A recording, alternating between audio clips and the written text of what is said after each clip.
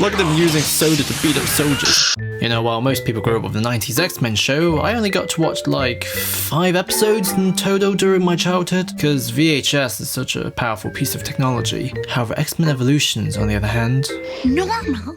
Look at me, I look fat! Do I look that fat to you? Shh! That was a different story. That was something that became incredibly important to my childhood. Something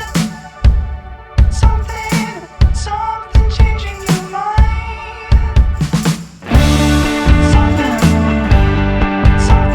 X-Men Evolution was about what if the X-Men were all teenagers and went to normal school. It's 4 seasons, and after 20 years I'm still waiting for them to complete these goddamn DVDs. On one hand, it's got some early 2000s cringe to it. Whoa, dude! But on the other hand, it's also got Goth Rogue, a character who did wonders for my puberty. Rogue? So, when do you turn 18? Every character in the show fulfills a certain American coming-of-age stereotype. Scott is the well-dressed lanky guy in love with the popular girl, Jean, who's dating the jock, Kurt is the goofball, Spike is the skater kid, Kitty's the valley girl. Ew, that stuff like totally plugs your arteries, you know? I appreciate your concern. While Logan, thankfully they didn't make him to a teenager or something, he's the gruff PE teacher. Good job. And, I love them all. It probably sounds cringe as a premise if you're not hip with it, but they felt so real. The banter's hysterical. Can you transport us to the ground? Like, picture this. Bumpity, bumpity, bumpity, bumpity, splat! Too high up and way too fast. Every character is so idiosyncratic and so well realised. The Who Fancies Who dimension isn't annoying because they never drag out the moaning. They just look sad and live with it. Kinda like real life. And what struck me about it rewatching the show is how magical and lovely all the mundane stuff is. Going to breakfast with everyone, going on vacation, going on school trips. You really get to live with them, not just on their superhero adventures, but as kids fighting for social progress. Not with their fists, but with how they live. How they endure bigotry in a world changing at a snail's pace. Fiery temper. That's a dangerous combination with your kind of powers. I have control of my emotions. And I have a responsibility to keep the normal students out of harm's way. X-Men has always explored stigma and otherness, often as a call to action to analyze our own lives. As scholar Bucciferro said, from our immersion in this fictional world, we can glean insights that are applicable to our human world, full of othering and bigotry as it is. I just realized that quote just repeated exactly what I just said. But X-Men Evolution makes imagining even easier with Goth Rogue by depicting actual change on a macro level. In the first season, the X-Men are secret, battling the Brotherhood in the shadows, but in the second season it escalates with the Sentinels to the point that they're public and hunted. But then, guess what? In season 3, progress is to an extent actually made. The X-Men prove themselves, and the President of the United States of America tells America to be more tolerant. But that isn't reason for any of us to judge people solely by their differences. To put it as simply as I can, we need to learn more. We need to be open-minded. And we need to give this mutant question more time. Then the final season was about Apocalypse before the show was cancelled despite all the awards. Sad times. But that shift at the start of season 3 from the darkest possible place ever, where Xavier's gone, the mansion is destroyed and everyone's a fugitive, social progress was still made, and that wasn't even the ending. It was only the halfway mark of the show. We get to live with it. We get to see a different type of battle. They don't realize I'm the fuzzy one. Kurt, that means you're still hiding. Being thought of as normal has been the best thing that's ever happened to me. I just can't give it up yet. What about standing by your friends? The following episode, after the American president's speech, at school, the X-Men are still ostracized, shunned by the American teenagers around them.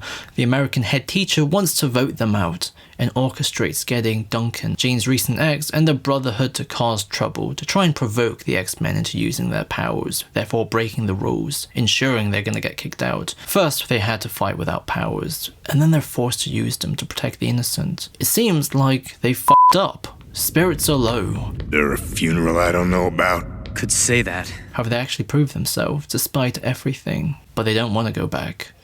However, Xavier tells them it's an honor to take these steps because they are paving the way, the path for future mutants. I realize this is not an easy time for you, but please realize something. For whatever reason, you have been chosen to take the first step into this new world, to lead the way. to be a beacon of hope for mutants yet to come.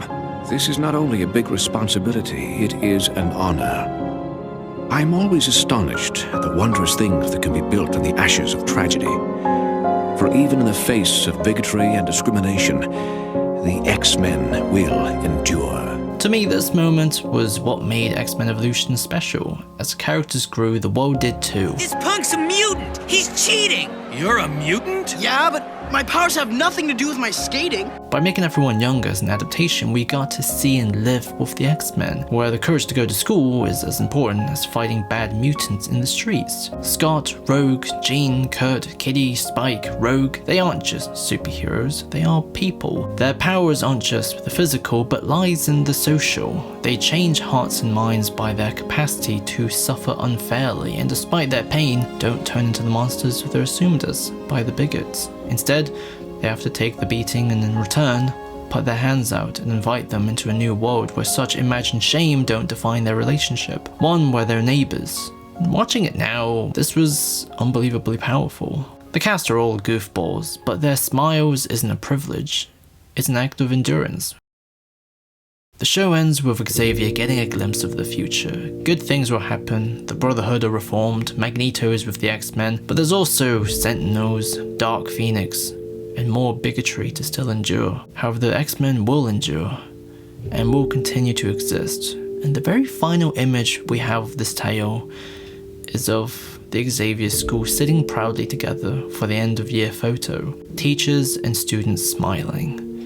It would have been great if we got more seasons, but what we got is still beautiful because it all represents what this show was about all this time. I promise.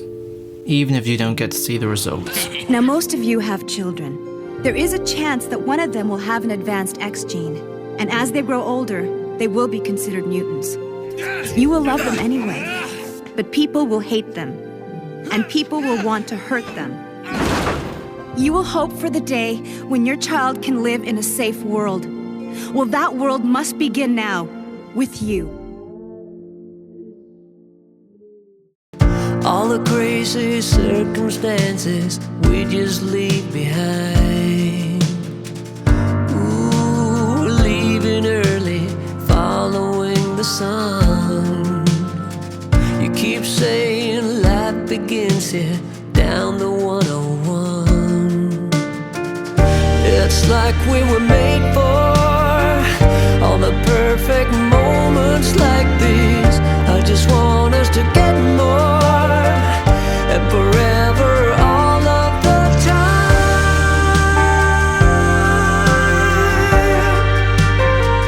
You'll be mine.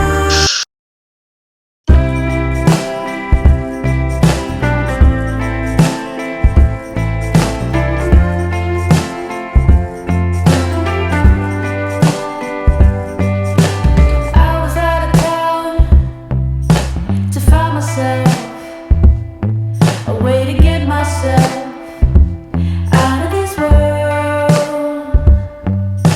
You were not about, and I blame myself. As Irving Goffman once said, the central feature of the stigmatized individual's situation in life can now be stated. It is a question of what is often vaguely called acceptance. Those who have dealings with him fail to accord him the respect and regard which the uncontaminated aspects of his social identity have led them to anticipate extending, and have led him to anticipate receiving.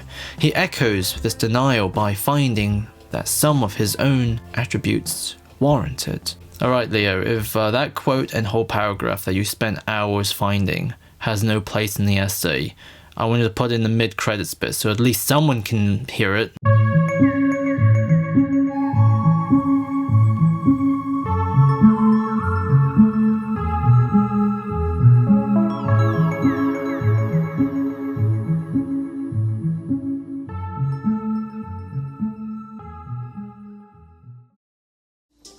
What's her problem?